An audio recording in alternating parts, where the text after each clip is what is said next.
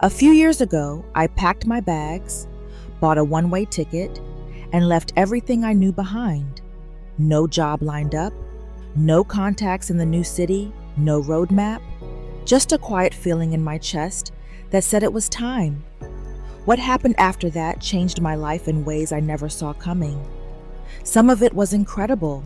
Some of it was terrifying. Some of it genuinely almost broke me. But it pushed me to grow in ways I never would have if I'd stayed in my comfort zone, and I wouldn't trade that for anything. So let's get into it, so you don't have to learn it the way I did. Lesson 1: The hidden tax burden. The first thing you need to understand about moving abroad is taxes. I assumed, like a lot of people do, that moving abroad meant I no longer owed U.S. taxes. I was wrong. The U.S. taxes citizens on worldwide income, even living abroad permanently. You may owe taxes on foreign salary, rental income, or capital gains, and you still file every year, no matter what country you're in. I learned this the hard way. I just settled into my apartment in Lisbon, feeling proud of myself for finally making the leap, when a friend back home casually asked if I'd filed my taxes that year. I laughed it off. I didn't live there anymore. Why would I? 1 week later, I got a notice from the IRS, not just for unpaid taxes, but for failing to even submit the paperwork. I sat on my kitchen floor, trying to understand what FBAR meant, what FATCA meant, completely overwhelmed. What you actually need is a cross-border tax specialist. They can walk you through the foreign earned income exclusion, which lets you exclude roughly $132,900 of foreign earned income from U.S. taxes. I had no idea this existed. You can also use foreign tax credits to avoid being taxed twice on the same income. These figures change yearly, so check current numbers and do it before you move, not when the letter arrives. Lesson 2: Healthcare access and quality shock.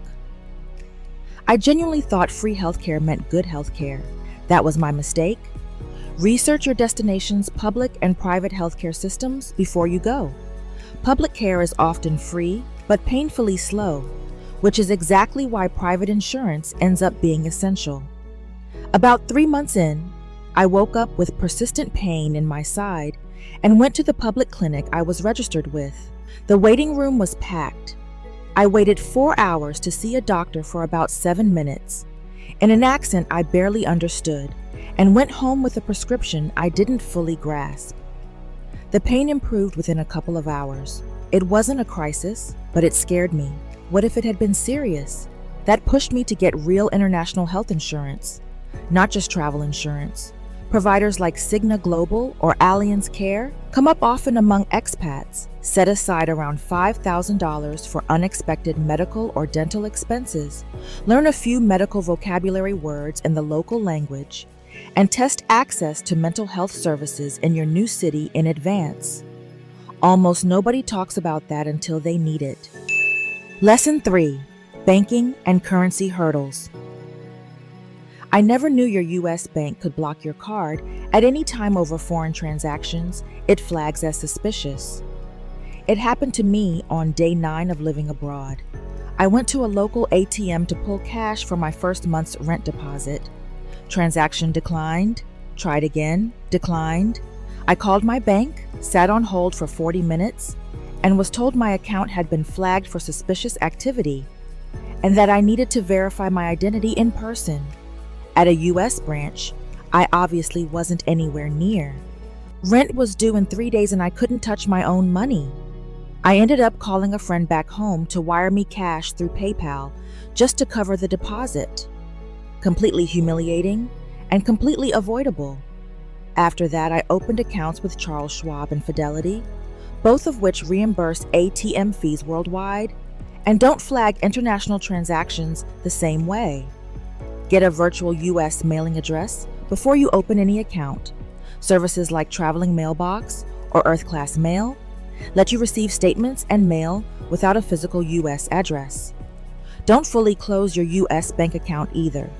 Keep at least one active, since your U.S. credit history doesn't pause just because you moved, and you'll need it if you ever come back. For moving money between currencies, set up a Wise or Revolut account so you're not losing a chunk of every transfer to conversion fees. Lesson 4. Employment and income disruption.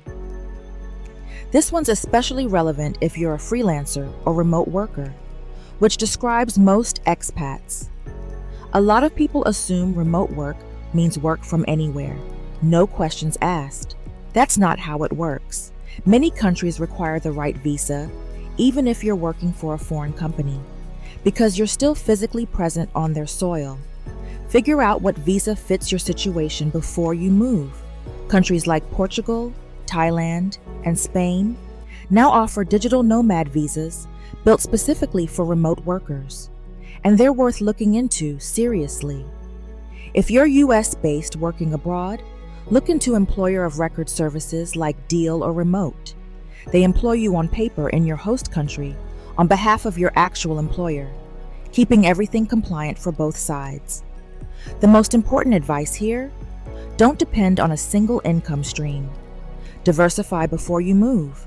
Build passive income that doesn't require you to be in a specific place. Rental income, dividends, an online course, an e-commerce store. And know the 183-day rule. Spend more than that in a single country, and you may trigger local tax residency there too, meaning that country can tax your income on top of your home country. Lesson 5. Social isolation and culture shock. This doesn't get talked about enough. Moving is exciting at first, but around month 3 or 4, the excitement fades and reality sets in.